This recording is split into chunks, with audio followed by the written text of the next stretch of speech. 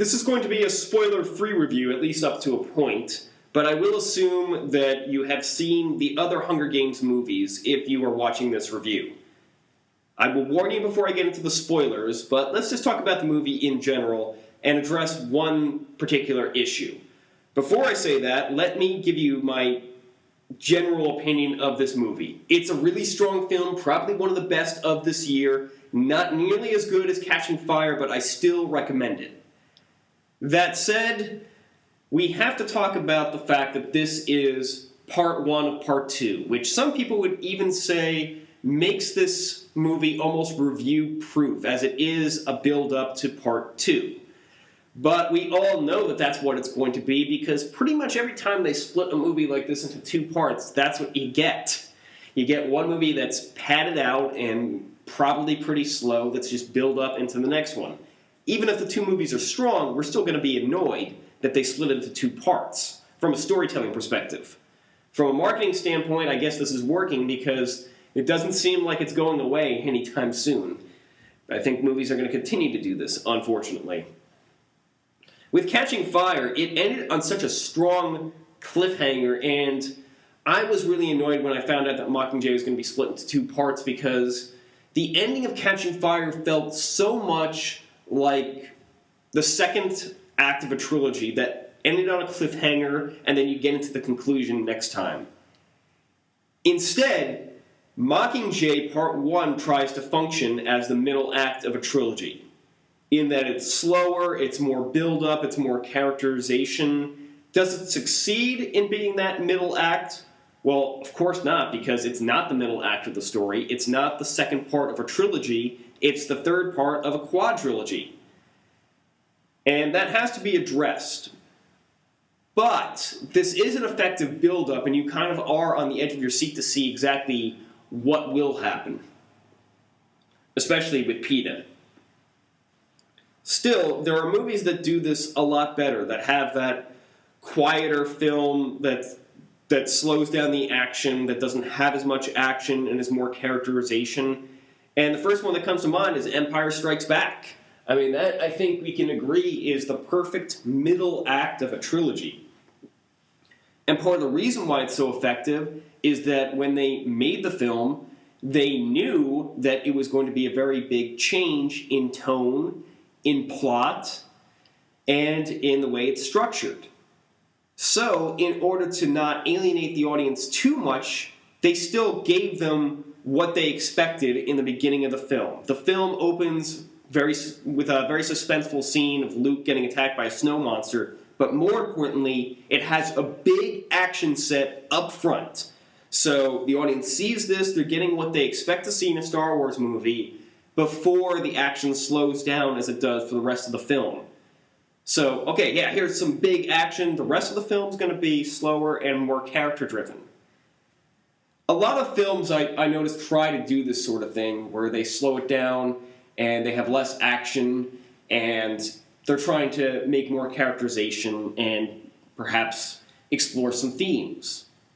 Many of them don't do it as well as Empire because of the thing I just mentioned. They don't have enough of what people expected in the movie. It's really important, I think, to give them what they expect in the beginning before they get into the slower, character-driven stuff. Because Mockingjay Part 1, its criticism is that it leaves a lot to be desired in terms of action. It never, although it does have a couple good snippets of action, one of them, by the way, is ruined by the trailer, and I won't ruin it for you, because it was ruined for me and killed all the tension of the scene. But it doesn't have that big action set that makes people feel like they're watching a Hunger Games movie. Now, of course, there are no Hunger Games in this movie, and that's not a spoiler. If you expected that, I don't think that you paid attention very well to what's going on in Catching Fire. It's pretty clear that there isn't going to be Hunger Games, and knowing that, I think the makers of this film probably should have addressed that in some way. Now, they probably couldn't have addressed it without changing the source material too much. I haven't read the book, so I'm not really sure, but I'm guessing that that's a factor.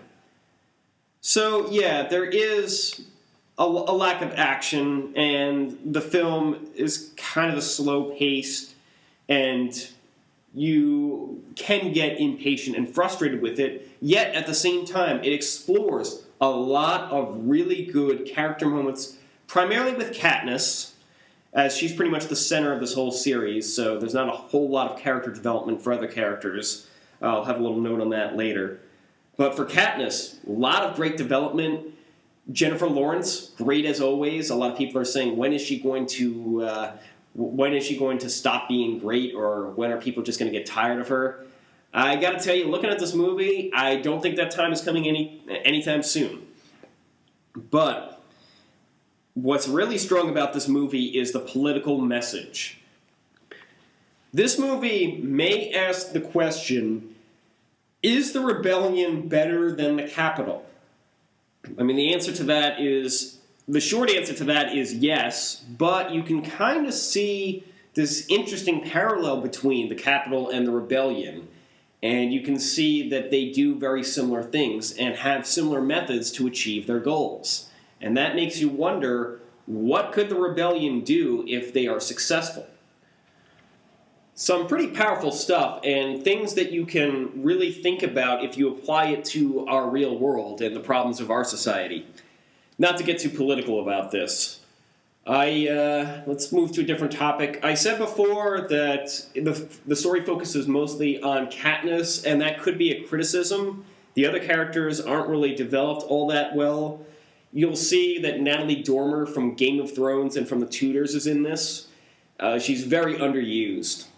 Not a whole lot that she was given in this film. Maybe the next movie she'll have more to do, but if you are looking forward to seeing her and seeing a dramatic performance from her, you're going to leave pretty disappointed.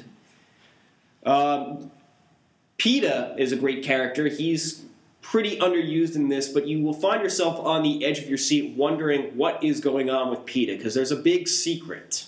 And I'm not going to give away the spoiler, but there is a secret, and you will find yourself really curious and really wanting to know what exactly is going on with him.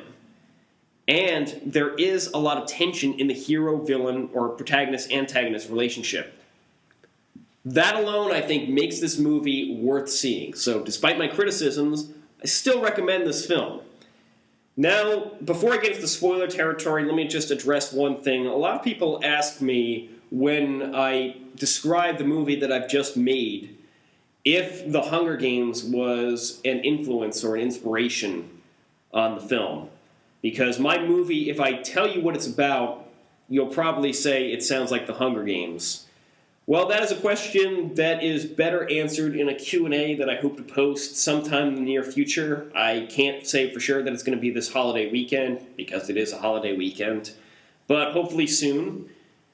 That being said, I will get into spoilers now. I'm not going to talk for much longer, but I will get into spoilers now. So if you haven't seen the movie yet, you may want to turn this off and hopefully come back later. Okay, so as I said, the real thing they're getting into in this movie, the political message, looking at the rebellion and just the way they're dressed and all their rules, it almost seems like the rebellion could be a problem as well as a solution. And I am very interested in this theme of propaganda and theatricality. It seems to have been popular in previous films over the past 10 years and is very timely now still. This idea of, do people need the truth or do they need a lie just to inspire them to do what is necessary? And it makes me wonder if at any point people will find out that Katniss is not everything she claims to be, and will they react the way people reacted when Peeta voiced his objections in that interview? When I was watching with my fiance and Peeta announced his objections and everyone booed him, my fiance felt that was really cruel and really uncalled for. And I thought that it was too, and yet I felt that it was appropriate for the kind of people that the rebellion is. What's grammatically correct there? I thought it was really appropriate because these people are so on fire with feelings of nationalism and anger that now that they have this hero in Katniss Everdeen, they need to create a villain. And so the face of the villain is President Snow, and anyone that seems to have the slightest affiliation with President Snow is declared an enemy. It's just very, very black and white. And oddly enough, I think that's kind of the way the Capitol may have come to power, by shouting speeches in front of people, claiming that they're trying to liberate them, when in reality what they're trying to do is what we've seen. Unjust and terrible crimes.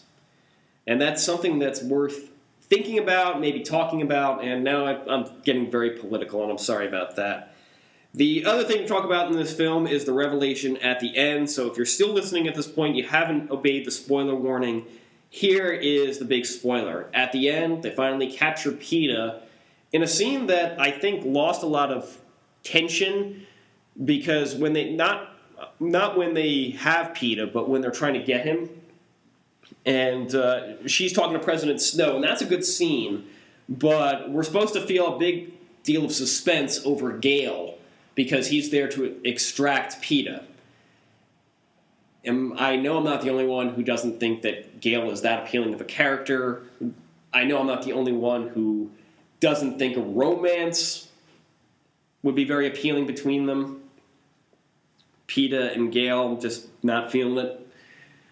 But I did feel the tension for Katniss, at least the importance for her. I understood that Gale was important to her, and so is PETA.